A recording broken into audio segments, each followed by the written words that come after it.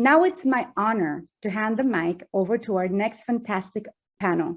Please join us in welcoming Why Representation Matters, featuring BRIC.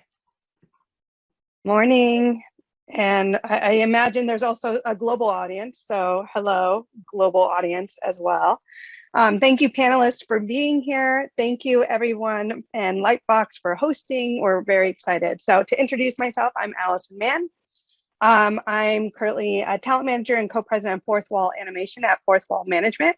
In my role, I'm responsible for managing talent and strategizing development and talent for feature film international series-based projects, collaborating with business affairs, recruiting, and creative teams to foster new relationships with key creatives within the animation industry. I'm also the co-founder of the BRIC Foundation with Nicole Hendricks, an organization set up to solve how to create access points for women and people from underrepresented groups so they can excel in creative leadership.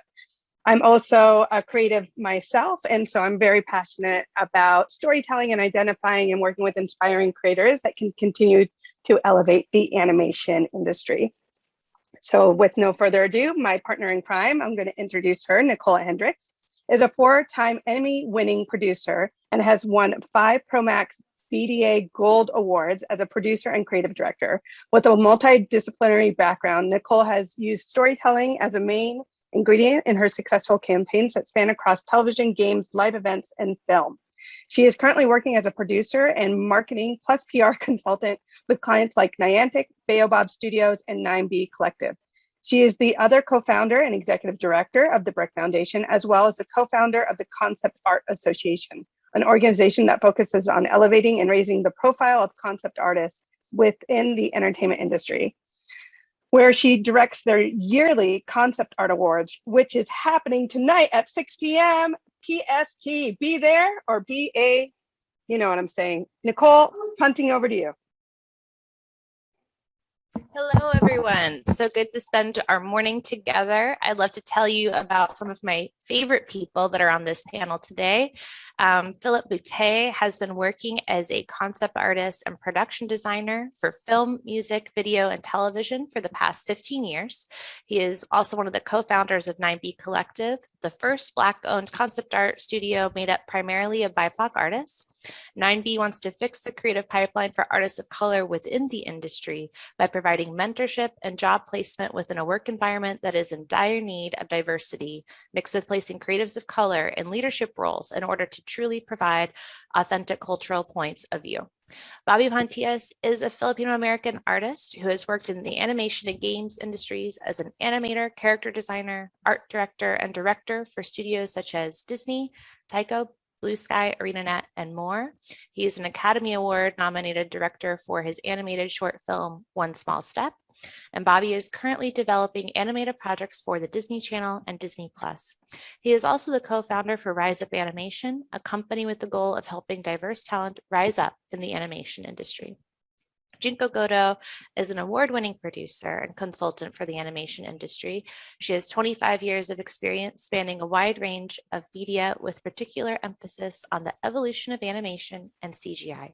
Her strengths and passion include the nurturing of creative talent, discovering new voices, and charting new technologies and creative processes. Ms. Goto serves as Vice President for Women in Animation, a nonprofit organization with the purpose of furthering, promoting, and supporting female animators in the art, science, and business of animation. Magdia Duhamel. Magdia is an animation producer with many years of animation and live action production experience. She has contributed to various projects that include Marvel's What If, Nickelodeon's The Casagrandes, DreamWorks Troll Hunters Tales of Arcadia, and the musical Ugly Dolls, and has worked at companies that include FX Networks, DreamWorks, Warner Brothers Animation, Fox, and STX Films. She's also the founder of Latinx Animation, which is a nonprofit organization dedicated to supporting the diverse talent of the Latinx community that exists within the animation, VFX, and gaming industries. Austin Balak, I realize I've never actually asked you your last name, Austin. I'm so sorry. Austin has been working as a 3D generalist, VFX artist, motion graphics designer, animator, and as a video editor for the past 7 years. He has the experience of working in animation in Malaysia, serving clients from India, Korea, China, and the United States. While in Malaysia, he was able to train and mentor a group of deaf Malaysian animators. Austin strongly believes in sharing his skill set to further enhance the deaf community to enter the animation industry. He joined Signing Animation because he believes in their mission to create authentic stories from a deaf and hard of hearing lens. He is currently a video editor and motion graphics artist for Sorensen Communications in Salt Lake City, Utah. And last but definitely not least, Karen Powell is the writer and director of Liftoff and co-founder of Signing Animation. Formerly a lead animator and fixed team lead, Karen started Signing Animation with Nora Nongquin in January 2020 as a way to combat the bias against deaf, hard of hearing talent in the animation industry. She has had single-sided deafness since early childhood and has long been a proponent of Deafgate. Her mentors in animation include Eric Serra, Paul Nass, Peter Kelly, and Matt Majors. Through her work with Signing Animation, she aims to demonstrate the singular talent of deaf, hard of hearing artists, the methods by which integrated teams can thrive, and the transformative power of storytelling. Well, we've made it through our bios. A huge thanks to our interpreters, Beth and Tanisa. We're going to be doing our best to take some pauses and not do crosstalk, and that is to make sure that where there's equity on our panel, and hopefully that will trickle into the animation industry. I want to kick off this conversation with Mags. So Mags, what is the industry getting right, and what are some areas that we can definitely focus on for improvement? Ooh, great way to start.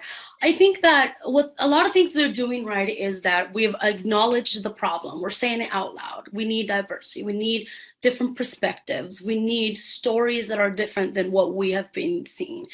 I think what we're getting right is that a lot of studios, a lot of organizations like us have been created. So now we have a lot more support for, all the next generation and current generation that it's in need of community.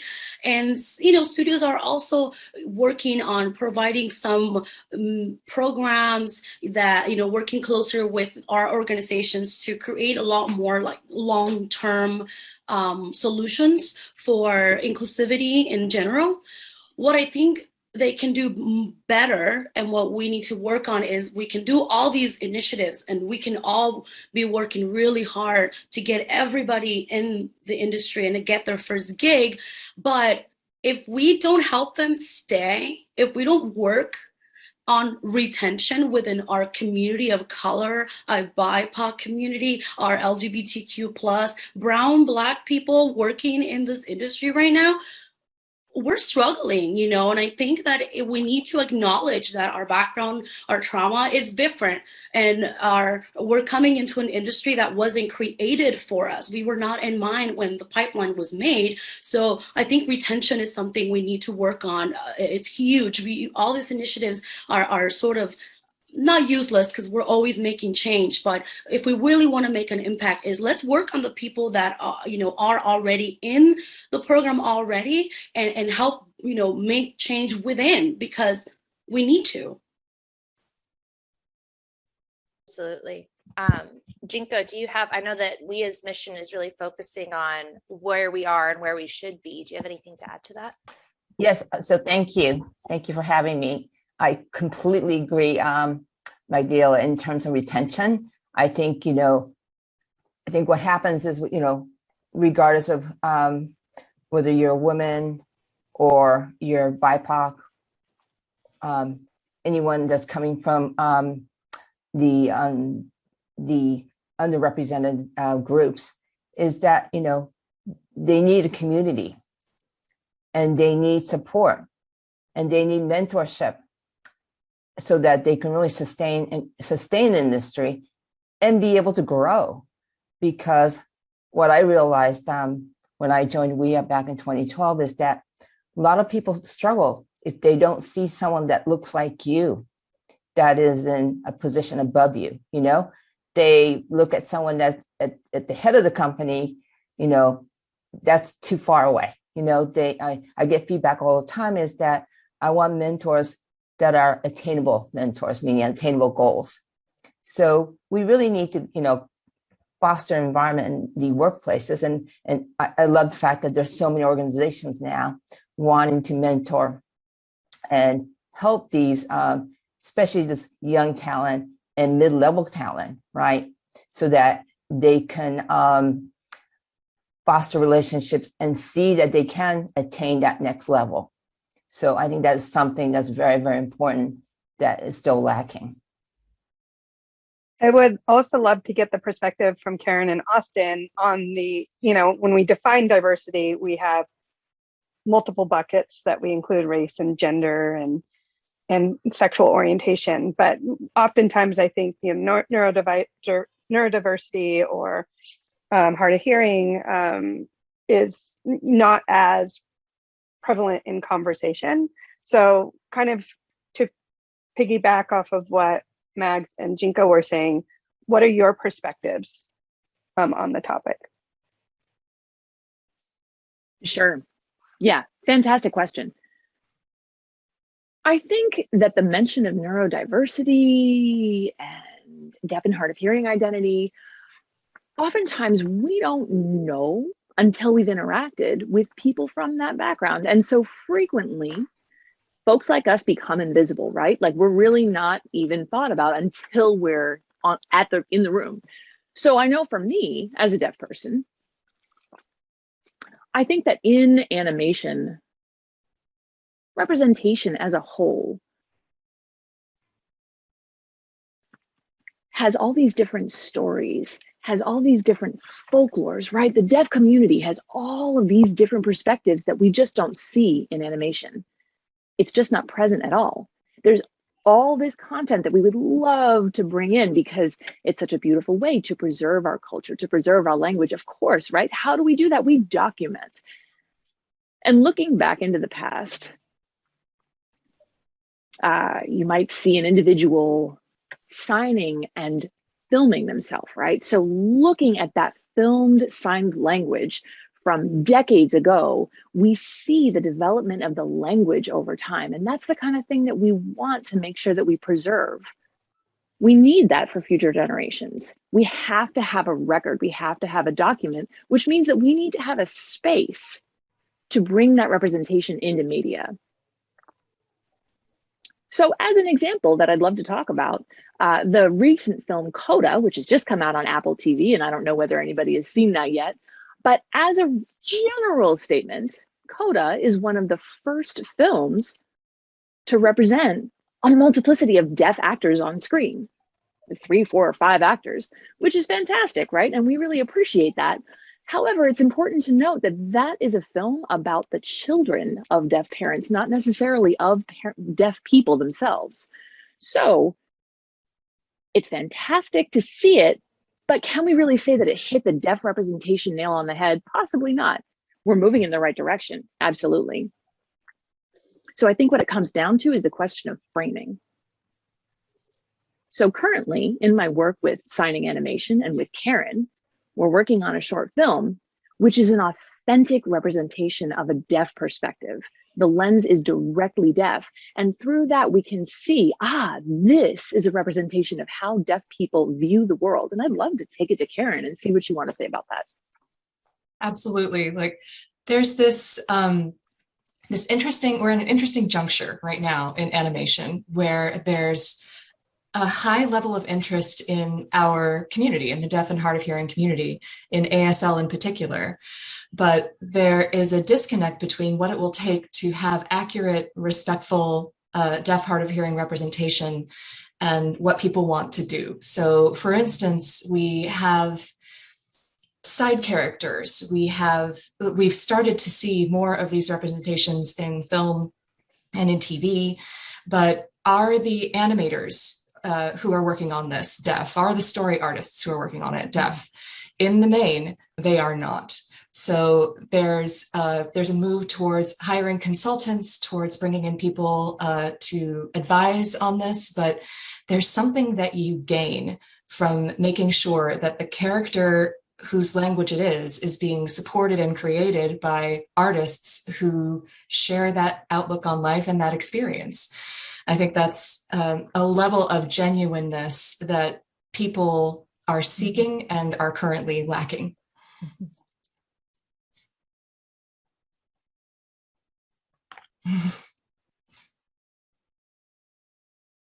Bobby, Phil, any thoughts before we move on to the next topic? And then maybe we'll gain Nicole back. I can speak on this just a little bit. I guess what I would say is that in even just hearing Austin speak, or tell us about the lack of representation, it's something that I realize even for myself that you don't notice it unless it's directly in front of you. And I think that that's a problem in the sense that you have marginalized groups of people or people that you're just not paying attention to that are very much so there, and they've been there, and they're asking specifically for representation in an area where they're not included, or they're saying like, hey, can we have a story? And I think that it's really important to listen to that and to make an effort to try and fix it in different means. And it would be great to have more of that so that our kids are growing up too being fully aware of everyone that is around them, and that there are full everyday life to day-to-day experiences in people's lives where they are out there and they are thriving and you're not paying them any attention. I think it's really important to see that and to understand it. And I really thank you, and thank Austin for sharing. Yeah, and to piggyback off of Phil, I'm so glad Signing Animation is here, because I honestly, I'll sort of admit I'm very just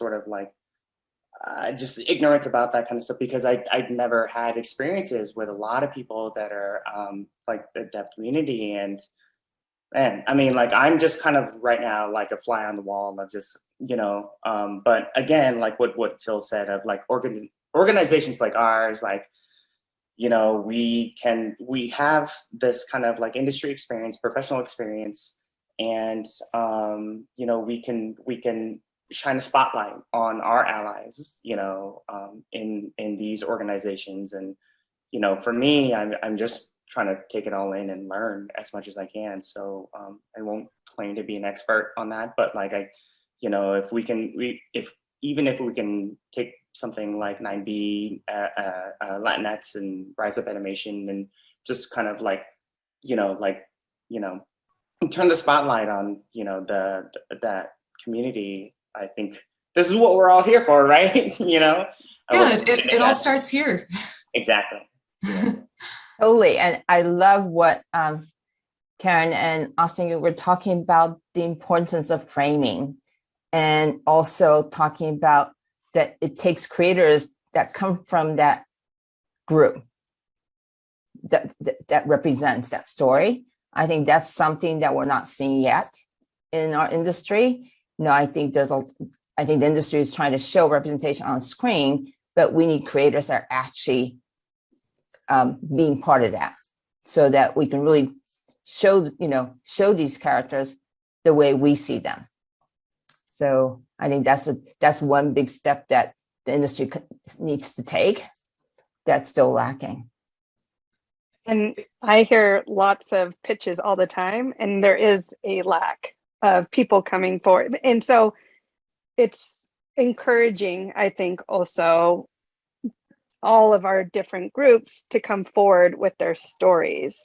And I agree, Austin, CODA is in the right direction. There's a lot of stories in the right direction, but it's not really giving the full picture or perspective.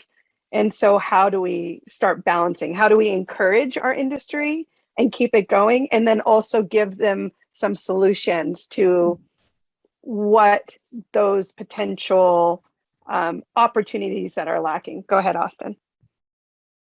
Go ahead. Well, it's such a great question. I just this past week was in Washington, D.C., visiting the lab that's called Motion Light Lab. And they do motion capture. And one of their goals is to develop a book for deaf kids with sign language using 3D animation. And it's a very small team.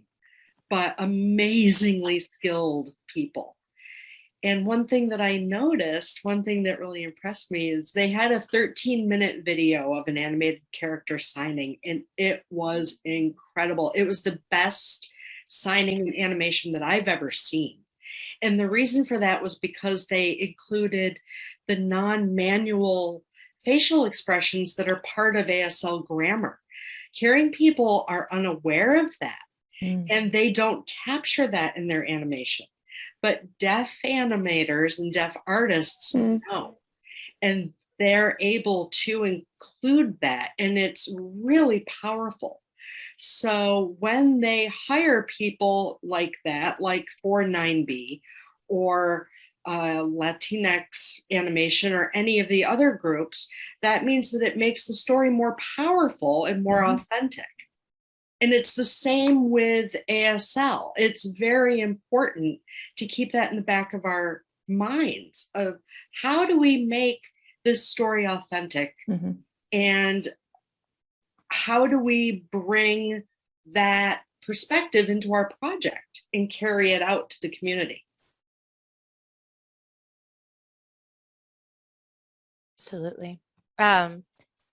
It's really interesting because there's so much work to be done, right? And I do think, Max, not to blast you for your social media, but like with Vivo recently, like how can you share what that experience was like for you?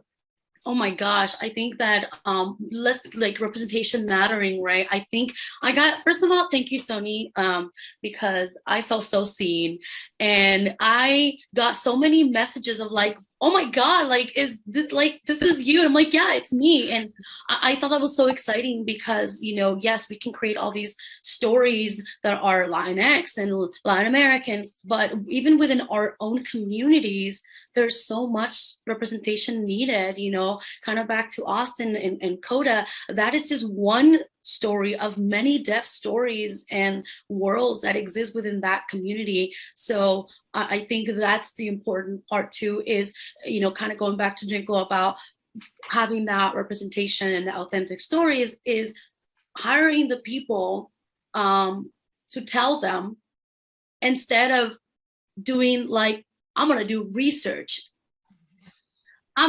It's just not enough, you know. I think that we reached that point where it's not enough. It's not enough for me. And obviously their stories are there and they make money. Like we make money, you know, like our people buy, watch things. So I think that's also a thing to keep when we frame these conversations is, you know, we all come from a field where we're producing, we're creating content one way or another. So it's in our interest to invest in these stories because the audience is there. We are not tied to creating content for everybody. We are now, with streaming, with so many options to view, we can create content that it's for you. And if it's not for you, it's not for you. Don't watch it. So I think that's the framing that I feel we should look into, and studios should really like be looking at, because that's what's happening. We're making our own stories, like YouTube music videos. Like we have Drake and Lizzo doing animation. Like, I see you, whoever did that, I love you. They're so awesome. So let's continue these conversations in all those fields by framing it and the way they want to hear it. We make money too. Yeah. Just to add to Mag's, the question of who this is for is a very, very real one, because it's fairly evident to the communities involved that if you're making it for the purpose of checking a box or appearing to be representative, it's pretty clear, especially when there's a language mismatch or a cultural mismatch. That's why whenever I consult with a studio on these things, I ask them directly, like, please, let's be honest here. Who is this for? So thank you for bringing up that question, Max. Absolutely. And that takes us into our next kind of topic. And I'd love to kick this off with Alison, because we spend a lot of time talking about this.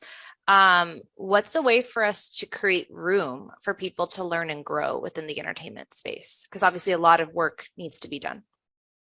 So like like for me, and I think this also goes to something Bobby said earlier, is like, there's a whole area that I just don't know of, and I'm here to learn. I think we're all here to learn, and creating a safe space for that ability to learn. I think we all come from different places, and we all have different upbringings, whether, you know, and our parents had different upbringings. And so we all come with like certain types of trauma or baggage, and we're just all unpacking it. And some of us are working harder and are more in tune with wanting to do better.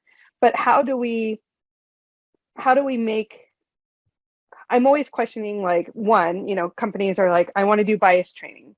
And I'm like, that's great. But then what's the now what after that? You do the bias training, what are the next steps? And then you saw a lot of things happen last year. They did the bias trainings and then everything got quiet again. They had all of these volunteer, they activated their community. And now there's only 5 people in those volunteer like communities within the studio.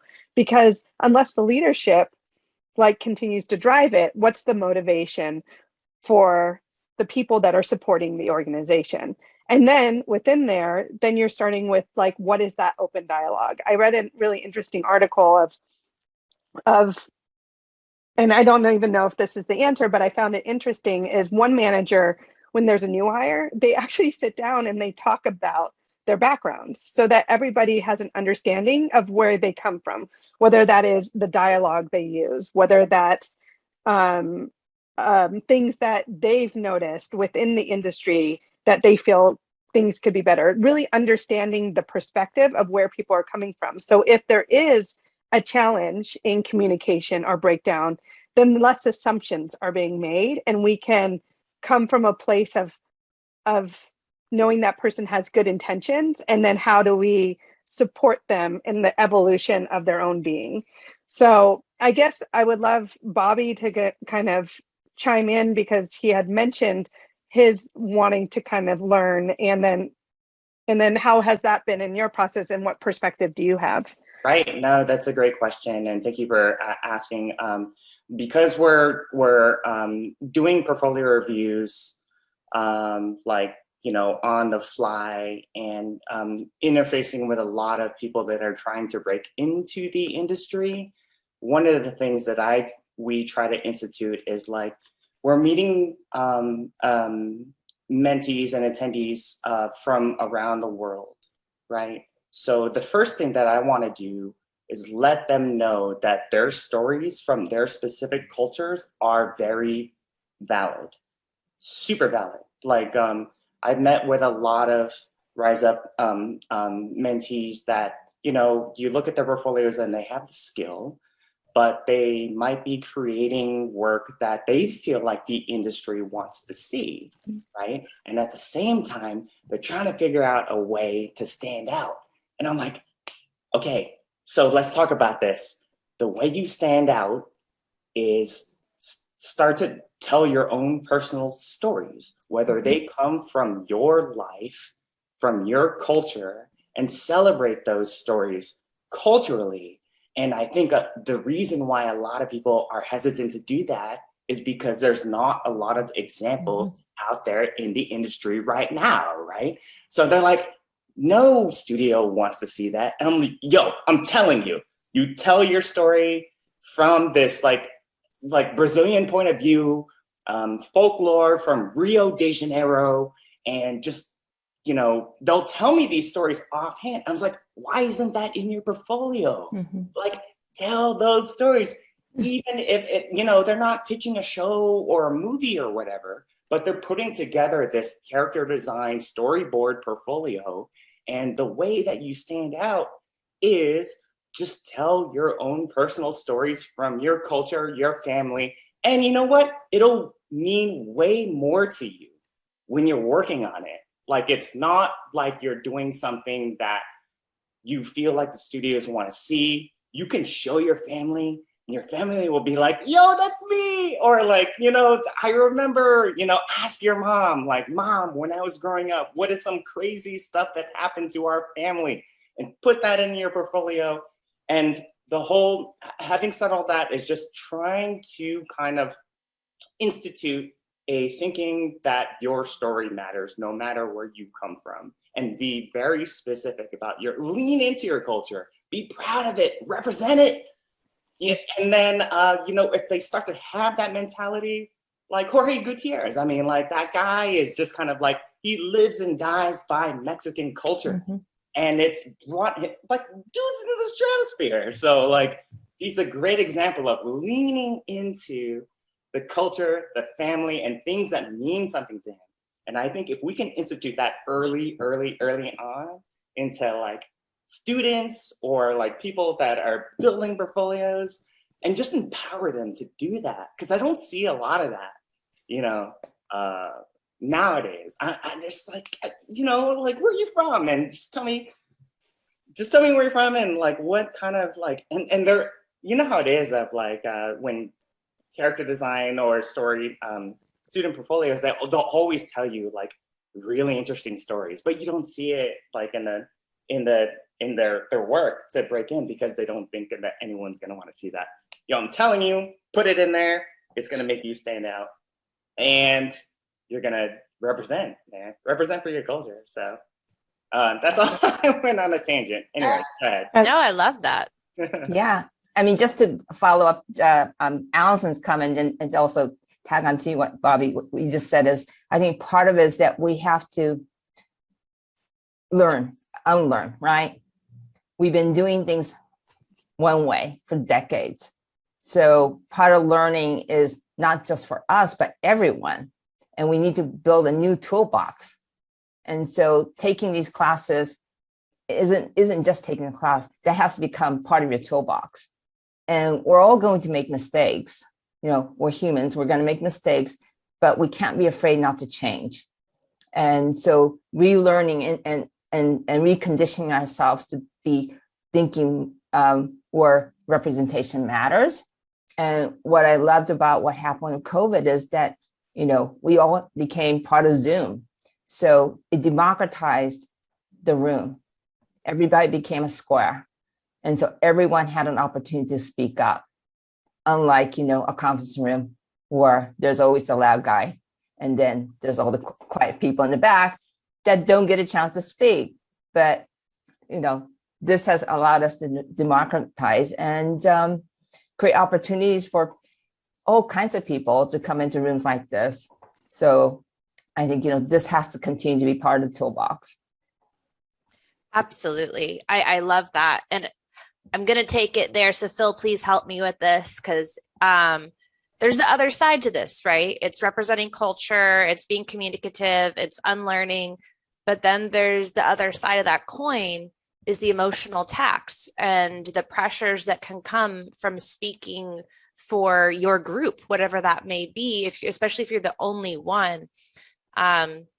Phil, I want to tell this story, but I'm going to do it very carefully, so please help. But sometimes you can be talking to a specific client, and you can be in the middle of pitching, assuming that certain things are just common knowledge, and then just one question that shows that no research was done, and it's like the entire weight of an emotional tax. You can see it in real time. It can impact your pitch. Phil, can you kind of talk us through maybe some tips for people of how to handle that emotional tax? Yes, that emotional tax is real, and it is something that is felt. And for a lot of people, if you're on the receiving end of it, you feel the weight of it, you recognize it, you know exactly what it is. And then people on the opposite end of it, they can recognize something's wrong, but they're not quite sure. And then that's where you get the awkwardness, right? That's where everyone kind of feels like, I don't know. And then you might either gloss over it. I think it's really important, and something that we've been doing with 9B is to be honest, to be brutally just completely vulnerably, I guess vulnerable is the best word, vulnerably honest, which is just saying, I'm going to address this. I'm going to address this problem. I'm going to say that this is a problem. I'm going to say, whatever it is that I feel in the moment, and knowing that I'm not going to switch away from telling the truth. I think that that's a big one. And you don't want to become the monolithic figure in the room where you have to speak for your entire group. That's a lot of pressure. And it's also unfair, because then what it does is it puts the pressure on the person that's also feeling the pressure of all the things that are going on. Like, it continues to pile on more to that one person. when it really is a shared weight where your team really needs to step in and do research and support you and actually understand what you're saying. One of the things that I wanted to say that I know that I feel often is now, especially after, you know, everything that happened last year with COVID, and then even talking about like stuff like George Floyd, I do feel like our collective consciousness as like, you know, with the human condition has changed. It has changed. It can't go back. We're not going backwards. We're going forward. And I think that one thing that I've learned is that now that people are listening, you have to have something to say. So even if you're taxed or if you're exhausted, you still have to find the energy to say, okay, I've said this 15 times, but no one was listening to me. Now they're actually listening. So you have to try and be conscious of that, be patient, and try and put that out. But I will, you know, I employ all of you to be bold in your choices, and actually understand that now that people are listening, it's okay to say, you're not listening to me, or you're not representing me, or you're not seeing me. And to let them know that nicely. You don't have to be, you know, mean about it. It's just something that if you put it out there, people generally respond well to it, and they want to have a dialogue to fix it. And the last thing I'll say is just when we were talking about the studio consistently is trying their best. But also one of the things that I've seen is the really awkward one is when you have, which is what we were talking about, Jinko brought up actually, which is you now have projects where you're in the room and they're trying to diversify. But then there's this awkwardness that happens because the people that are in charge don't realize that they're in charge of a story that's not theirs to tell. So when they're asking you and they're saying like, oh, like, what would this be? Or what would that be? And then there's like this lull. It's like they're trying to get the right thing, but also not realizing that the main problem is that you haven't empowered the people that should be telling this story to tell the story. So you're kind of just waiting for it to be fixed.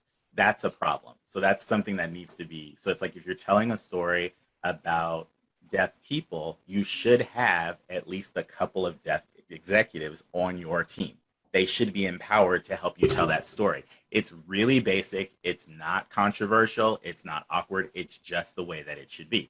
That's something that they have to figure out. Otherwise, you are in the awkward position where you're trying your best or you have good intentions, but good intentions can still hurt people. So that's something that I just want people to really pay attention to because you have to be on it. Yeah. Yes. And I just love to thank you so much, Phil, for bringing that up, the awkwardness.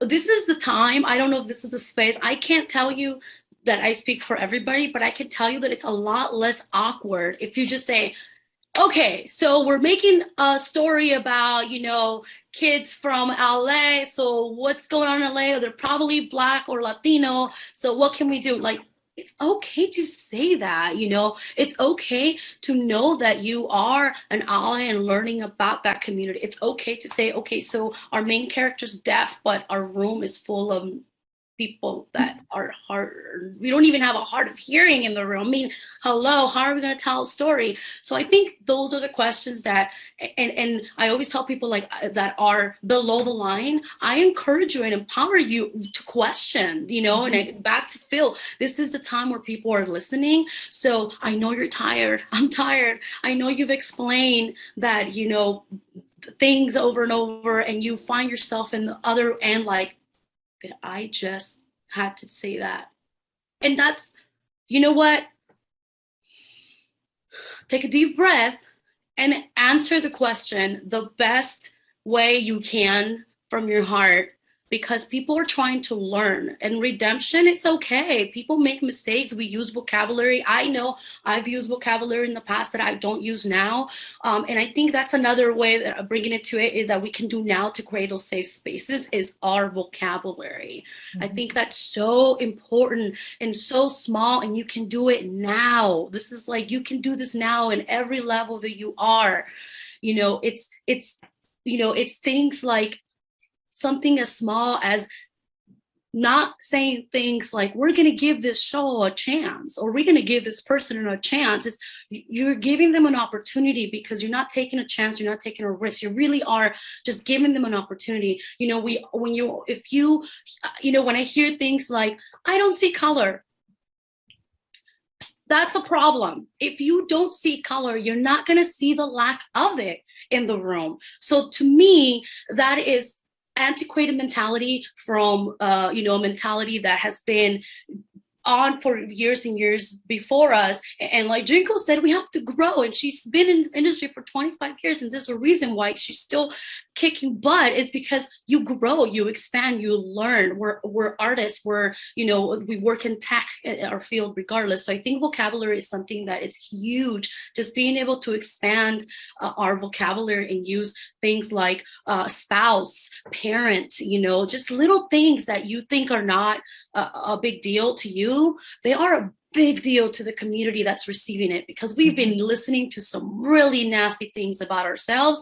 So we just need you to be nice and really, really watch what you say. Your words are so powerful. And I think to that point, Mags, it's something Nicole and I talk about a lot, which is exclusion by familiarity. And when you talk about chances versus opportunity, and somebody like myself who's been on the ground floor of recruiting and development and trying to give people opportunities, and I'm up against leaders on a constant that are like risk averse because they feel like it is taking a chance versus giving somebody an opportunity.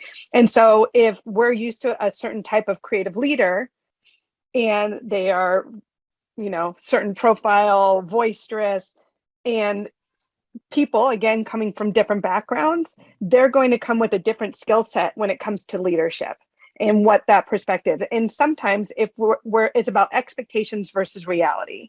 And if we have certain expectations of an individual of how we feel they need to operate, then we can't assume that everybody's a one size fits all in knowing how to operate. And then to that end, we need to create, and I think there was a question in here of, from somebody from YouTube, which is like, what would you advise minority artists who are afraid of getting a job or having one, but not feeling comfortable, is creating a safe space to learn and grow and want to become a creative leader. If we're constantly setting people up to fail, and because we do not understand other people's perspective, we will not diversify, not only in talent, but in narratives. So I think our leadership, we need to be challenging them and holding them to higher standards if they want real change. And this is something that Nicole and I often talk about. Yeah, and what we need to do is make these leaders to be our allies, right? They need to understand what it means to be an ally. And Maggie, Max, you just talked about ally. That is such an important thing, because if you look at this today, right, in terms of representation, especially in leadership, 90% or more do not look like us. So unless they become allies, we're never going to close this gap. So as much work we need to do to help the underrepresented, we also need to do work with the current leadership and get them to learn how to be allies. Yes. So I love what you were just talking about, terminology, taking a word like risk and turn it to become opportunity. I think those are the things that we have to be doing as well. And that's something I want us all to kind of take away, like, because we are all allies for a different group that doesn't represent us. And I think one of the biggest things that we can all do is look around the room. If you're in a room and somebody's voice is missing, it doesn't really matter what your role is in that room, but it can really change a lot if you just kind of be like, hey, should we invite this person in? Or, hey, are we thinking about maybe having this type of voice? I think that would really help the whatever project, product, story. And so I think that just making sure, and also sometimes that means looking around the room and knowing when to step back if there's only X amount of seats. I'm constantly like, as a white woman, like, is this space for me? Do I need, like, does my voice need to be heard right now? And I just think like that's sometimes a good thing we can do as allies, is just know when to step back. Karen, did you have a? Oh yeah, I think it's really encouraging to see that everyone here is placing the responsibility where it belongs, which is on the studio. And we're getting questions from people who are interested in breaking into the industry about application. And last year, I was giving a talk at the National Technical Institute for the Deaf on the subject of disclosure, because one of the things that you have to debate with yourself as a deaf or hard of hearing applicant is, when do I tell people that I'm a signer, that I need captions on my meetings? And Austin, you've had plenty of experience in this regard as far as disclosure goes. Did you want to expand on that? Yes, that is such a great conversation to have. Before when I was working on my fine arts degree, and I was going to Pixar and Disney and DreamWorks and all these different places, and I would have these interviews and I had all these opportunities, but I didn't get any of them. And inside I was thinking, what's going on here? And during the interview process, I felt that I had all the skills that I was bringing to the table, and they would be like, how do we communicate with you? How do we work with you? It wasn't about my skills. It became about, how do I become part of the team? How do I become part of that culture? And what skills can I bring to that culture? So they were like, well, I was saying I can email, I can text, I can do all of this. We could hire an interpreter. And for them, it became thanks, but no thanks. It's just not really what we're looking for right now. And I learned a lot from that process. And the faculty advisor that I was working with at BYU said, if you want a job in the industry, you have to be better than everybody else. That you have to make them want you. You have to show them that you can do everything. And I was like, oh, okay. I'm the same as everybody else, but I'm already sort of at a disadvantage. So things are changing in the industry. They are getting better. Like Mags was saying, our vocabulary is changing. Words like opportunity are coming up more. We need to encourage more of that. We need to encourage more diverse voices. And I think that's going to be the future, and that's going to make things better. But we have to start within our own companies. In HR, we have to talk about how they hire. We have to really get their eyes on this process. And, like if you have a puppy, you bring in a dog trainer, somebody who's smart about pets, and you ask for an interpreter, and you provide, that person who can bridge that gap, figure out how that's going to work. And you have to have that attitude of success, but we haven't had that up until now. Now there's more of that happening, more people saying, how do we work with you? What do we do? How do we make this work? And it's just going to make for a better process overall. And, my previous experiences weren't so great. I had to shift. I initially, was just doing sort of limited things within the industry, but now my scope has broadened and I'm able to do much more. It really ends up being a question about where the responsibility lies. Like, making sure that Austin was able to be part of the team was not Austin's responsibility in that situation. That was the responsibility of the HR department and the recruiter. So for people who are concerned about their application process, I would say, take a look at whether they're putting their money where their mouth is in terms of these initiatives that everyone is so interested in, as Phil and Bobby and everybody have been pointing out. What measures have they taken that are substantive? And bear in mind what you deserve in this situation. You're there to be an artist. You're not there to be a representative for your entire community. You're not there to educate anybody. You're there to do the work. So it's, I think figuring out those solid, healthy boundaries in this process is another thing that the industry is in the process of doing and is working on. Yes, absolutely. Mm-hmm.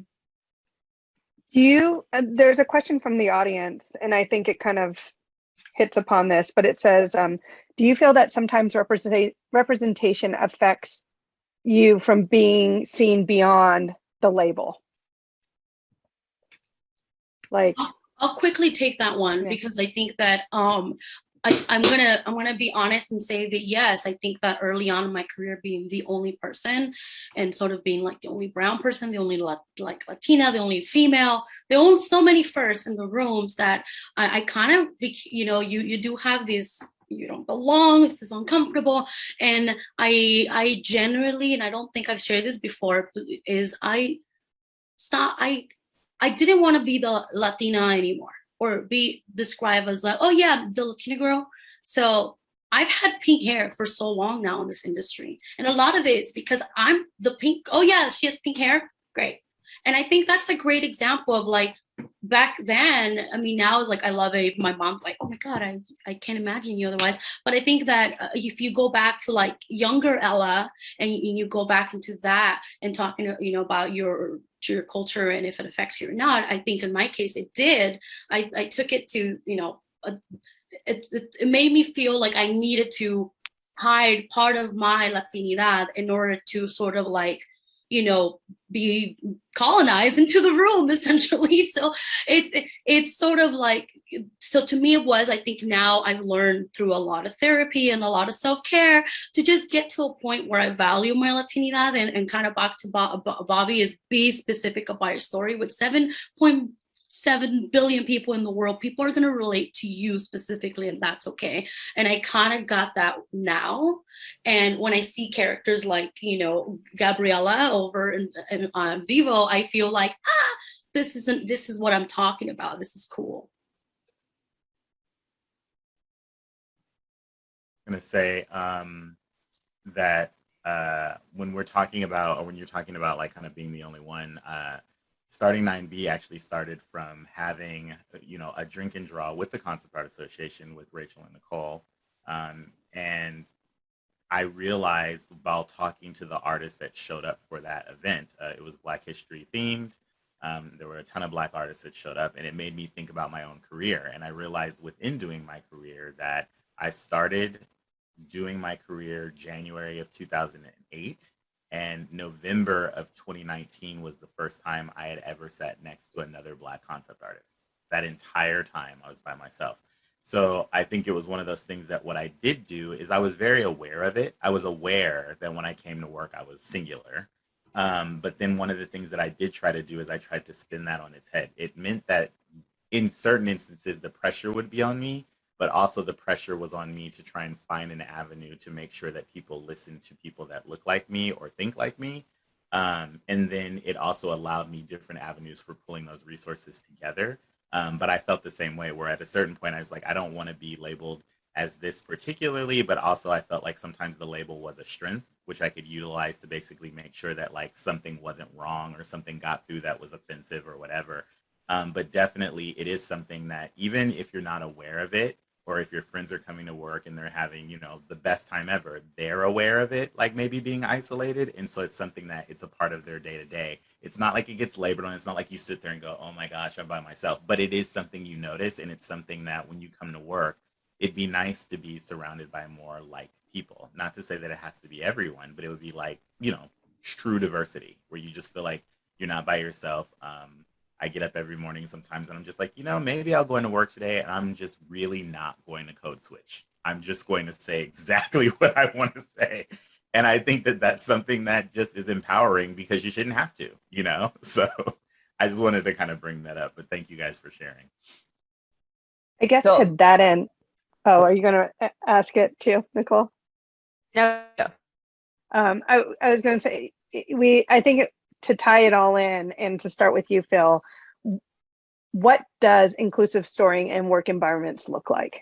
Like, I think it rounds out kind of what you were just talking about, and would love to get everybody's perspective on this. I think I haven't touched a go lot ahead, on go on, please. I know, but we have 3 minutes, right? And And go ahead, Phil, and then we can, if we have time, we'll round out in intersectionality.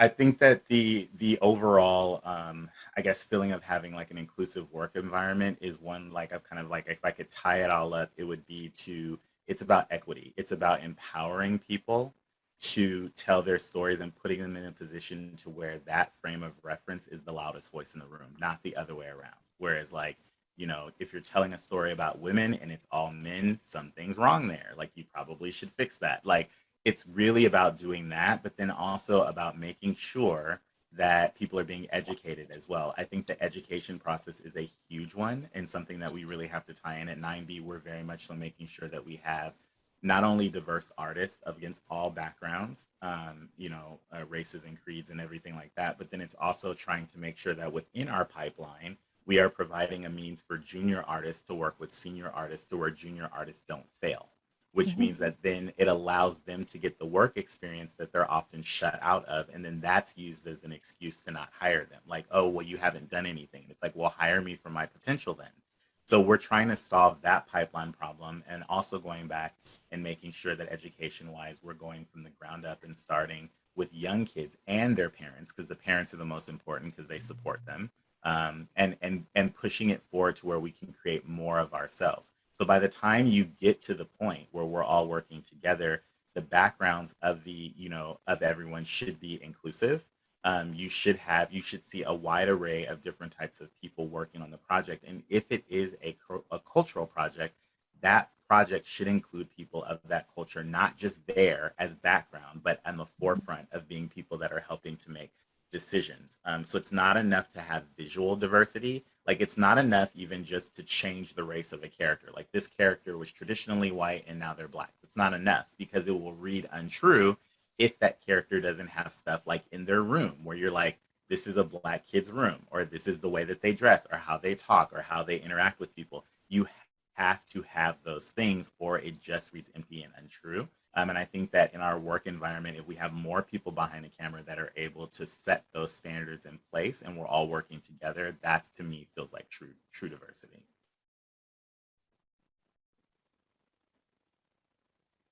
Inco, Max. I think if you quickly say, like this room here, I think I would be so excited to produce something with, if this was my team. And like, I think that's what diversity inclusion looks like. It's having, different voices and perspectives in the room. And I think that now with so many multicultural families, our stories are so similar. Like, I think when we really start thinking about what makes us the same versus what makes us separate, we are the same. We think we're original, but we're not. And I think that's also something to really keep in mind, is you can find something that you can relate to. If I related to characters on screen my whole life that didn't look like me, you can relate to people that look like me, even if you don't look like me. Absolutely, and it has to be intentional, right? When we do this, it has to be intentional. So to everyone's point, you can't just put a black character. You have to be intentional and make sure that you're doing it for a reason, and making sure you have people that can do that work. And if you don't do that, then it's not going to be sustainable, because audiences are not going to relate to it. And the audience are not going to watch it, and then it doesn't become successful business, then the studios are not going to change, right? So, we talk a lot about at Women in Animation is that we're leaving money on the table if they don't look at diversity seriously. Because look at the demographics of this country, and it was great for me to learn from Karen when we're doing the rehearsal conversation, about 13% of this country are either deaf or hard of hearing. That's a lot of people. So if you're not creating content for them, again, you're leaving money on the table.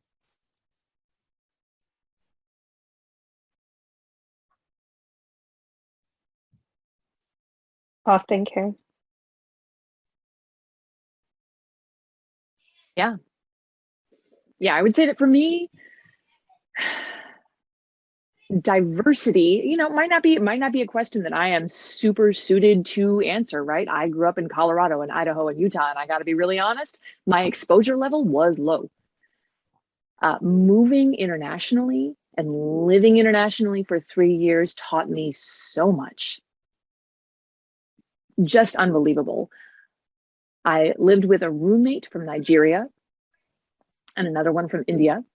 So it was the three of us. And the bond that we created was great. We were a hearing and deaf group. We signed together. We found a way. So I think that often in the studio environment, in the corporate environment, thinking about hiring that one ideal candidate for the job can lead us to overlook some elements of diversity that can prove sometimes even more powerful than the actual stated job skills. If we hire somebody who might not be the whiz kid on paper, but has that untapped potential, that might lead to something even better in the end. In my mentorship work, mentoring students in Malaysia, I worked with this one particular individual who was phenomenal, unbelievable, so talented. And I thought, my gosh, you're surpassing me in terms of your technical skills. Keep going, don't stop. Thinking about different cultures, different frames of reference, different points of view brings so much more to the table than just what I've got. I've got some technical skills and I've got some factors, right? My deaf background. There's more to see. And when we all come together, the whole is better. So for me, thinking about diversity means wanting to see more. And from my perspective, I see so many companies playing it safe with regard to hiring. We gotta take on more risk. We gotta look at what else is out there. Could not have put it better myself. Like the only thing that I have to add as far as inclusive workplaces is simply like my own selfish perspective on one of the reasons why I started signing animation, which was that I wanted for my, the things that I need in order to participate in meetings to not be weird and to not be a negotiation. So there's a lot of back and forth on whether or not this and this measure is financially plausible, or whether this or this measure is logistically plausible. And in the end, people are unleashing more creativity in rooms where communication is facilitated and no one is assumed to be lesser or because of the way that they are, their needs in these meetings. I was so tired of having to ask people to repeat themselves in meetings before that, frankly, a lot of the time I would sort of smile and nod my way through it. It is such a relief not to have to do that, that I feel like my own creative potential gets unlocked. And I think that's the same for a lot of the people that are in this room that are working with us, that smooth those paths. It's not actually hard. Absolutely. And then one thing I really wanted to make sure we touch on is a lot of people, don't have the luxury of just being in one group. Intersectionality is something that really weighs on us, whether that's, any combination of things. And so Jinko, I was wondering if you could maybe speak to us about intersectionality and how that impacts things. Well, we need all of us, right, to make change. And so intersectionality is so important. We are all advocating for change, and we want that change to be sustainable. And while we may be passionate about certain underrepresented groups, we all have to work together, because that's the way we make change. It's the numbers game. And So for me, having conversation with people like all of you guys here today, it just makes me, smile, because we're all working together. And again, it's the numbers game. And that's what the industry is going to hear, because that's what matters, because it is a business it is a business. And our business, I think, has the ability to change because we create content and we can influence the world to look at the world differently. Not like we've been, conditioned to look at the world through the screens where everybody's white, So to me, again, having these conversations and working together is so valuable. Absolutely. Thank you. It's something that I always try to keep in mind too, because it's, everybody is coming from different points of view. And if we just look at someone from the most obvious bucket, we do kind of miss out on, them, their perspective, their voice. And with that, I wanted to kind of talk about a question in the chat. So there's a participant that's worried about how being trans, non-binary, queer, person of color, and neurodivergent will affect their chances of being hired. Do we have any advice for them?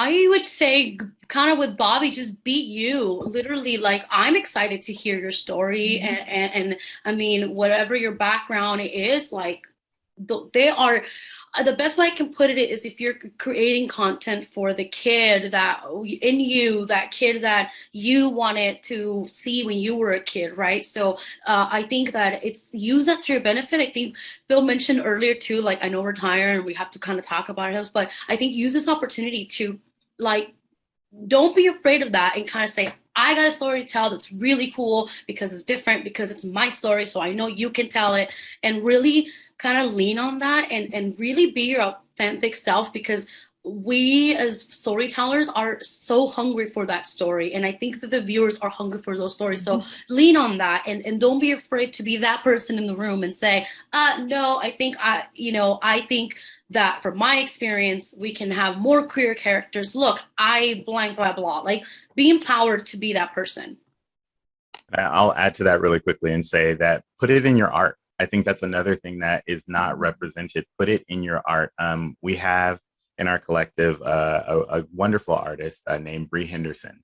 And BRIC draws really beautiful, like very strong, powerful women, right? Queer women.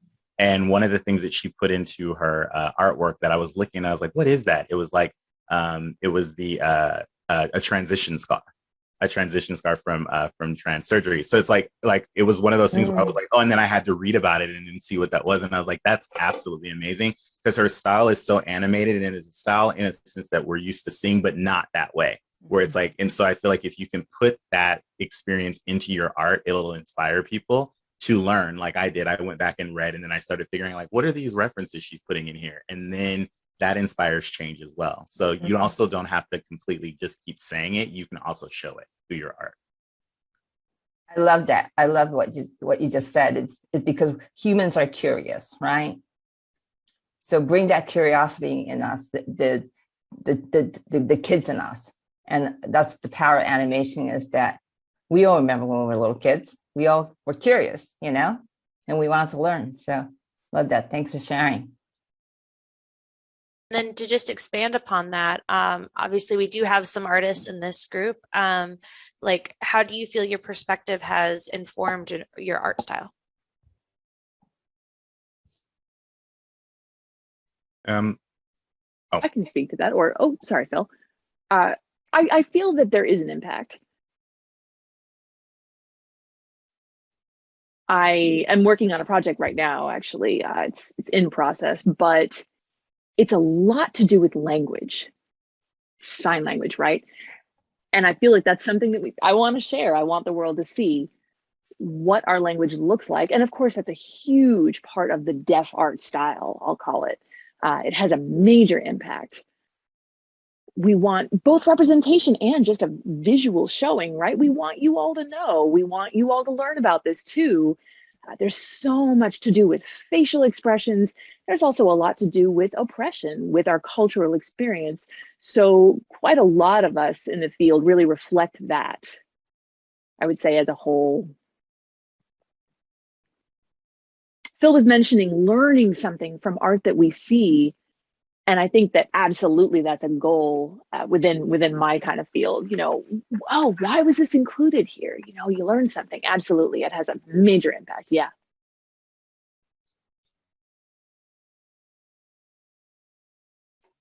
Bill?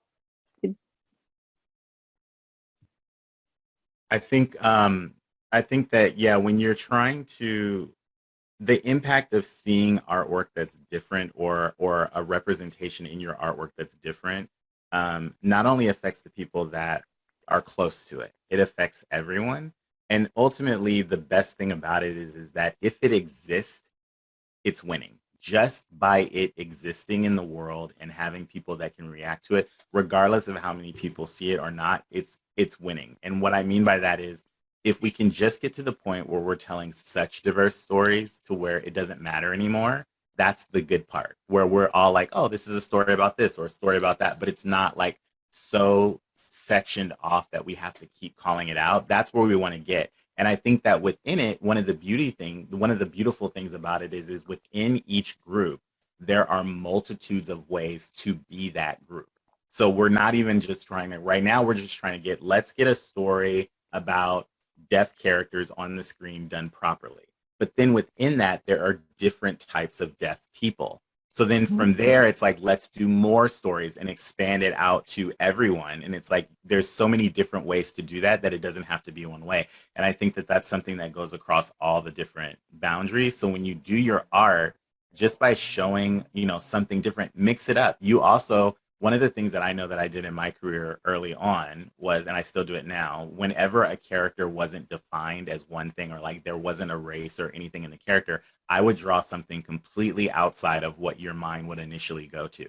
And the funniest part about that is that also has influence. If the director or producer or someone sees it, they may not have imagined that character that way, but they are now. So you also have the power to change things just by being yourself and also diversifying within your own artwork. And just to jump in with that, because of TikTok, I'm aware of like Black American Sign Language, because that was a whole thing, because I guess, Black people were not allowed to go to American Sign Language schools. And so they created their own version, obviously historically. And so like, there's so many even sub-stories within the deaf community that we're not really aware of. And so I think that there's definitely room for, everyone to be heard and hear more stories. In fact, you guys have struck on something that we're trying to do at Signing Animation that we're really, really excited about. We have this short that's happening right now, but in fact, it is the first in a series that we're doing, because we're going to be we're going to be bringing in a bunch of creators with all sorts of different perspectives to do their shorts in their style and string them together into a Fantasia style compilation that is going to be feature length. And in this way, we're really trying to demonstrate the multitude of different ways to be deaf, cross-generationally, cross-racially, across everything. And I'm just so excited to see it all unfolding. We've got the next couple creators lined up. So this is the kind of creative opportunity that can happen with all communities. Like, it's a way to avoid treating people like they're, the one representation for everyone. It can be fun. Like that. There's another question that I think it kind of leads into all of your points, which is, it's a little, okay, so it says, what do you consider harder, getting heard or getting your voice heard actually as it is versus the machine? I would assume that's the studios altering for what they consider marketable. So like, what is the balance of, I assume, authenticity of your story versus the studio thinking that something else might be more marketable, and how do you balance the two? I can address that one. That's great. I'm currently working in a marketing department, and we face that every day.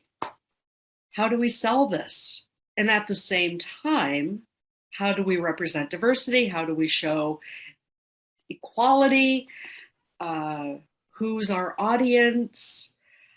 How do we address all of that? What do we do? What do we include in our work? And, you know, how do we do that to be successful and sell the product? But we have to put the sales part aside for a moment and focus on two things. I mean, yes, it has to be marketable, but it has to be a shareable story. And right now we're looking for unique stories. And that apparently is what is being woven into the stories now. And that's what we've been working on. And we need to bring in people who have a multitude of knowledge and how to get that machine running, and who has the power in the audience to make decisions. You know, really, it's the audience that's driving all of this. We want to, you know, appeal to them. So really, just sharing the stories inspires people, and that makes them want to watch the final product.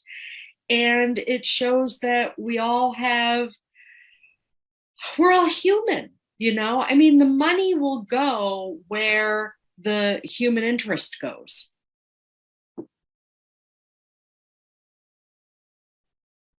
That's great, Austin. Thank you for sharing. Jinko, Phil, Mags, Karen, do you have, from a producing standpoint? Well said. I think that we are heading into a new sort of way of creating content that does include these conversations, because we're all meeting and talking. So I think that the next generation, or the current generation, or the evolving generation, and I don't mean that by age, by the way, too, because I feel like that's another, like, we can do a whole panel on that. But I think that it's important to acknowledge that with the internet and it's with a like 1 minute everything, thing, so Magdiela is already talking. with everything on your hand and all the information in the world in your hand, we kind of don't have a lot of excuses now. So sorry, that threw me off a little bit. So like with my ADHD, I have no idea what the question was. Can you please repeat that? Of course. So it was, how do you like create an authentic story, or want to create an authentic, versus the studio feeling maybe it's not as marketable? Yes, and so what is it as marketable? Is there a balance? Yeah, I think the perfect example I can give you would be the Casa Grandes. I think that was such a you know, niche project that was specifically for the Mexican American family. But I think if you look and expand, it's the story, you know. Really look at the story. What connects us? That's not a story about a Mexican American family. That's a story about a multi-generational family who happened to live with the grandma and the mom. And I mean, it's pretty much, I mean, I love The Proud Family. So when I saw it, I was like, oh yeah, I grew up watching that and I related to that. So I think if we go into the story and, you know, kind of what Austin was saying, really put in that heart. And that is what the studios are going to are making money. You know, Mitchell's and the Machines has made money because, and it's on Netflix and people love it so much. And I think because a lot of people relate to the really story of that. And you know, you relate different ways, just being a filmmaker or being the other, you know, creator artist in the room, you already relate. And I think that's the secret, is to really lean on what connects us and tell that story, adding your personal spice to it. Yeah, that human connection with these stories are important, because it is global, that is universal, right? So when you look at these films in recent years, for me, films like Parasite, Minari, you know, I'm so proud that we have Asian filmmakers now bringing in very unique stories, but there's that human connection that it doesn't matter where you're from. You relate to those stories. And so when you make that connection, the story becomes universal and global.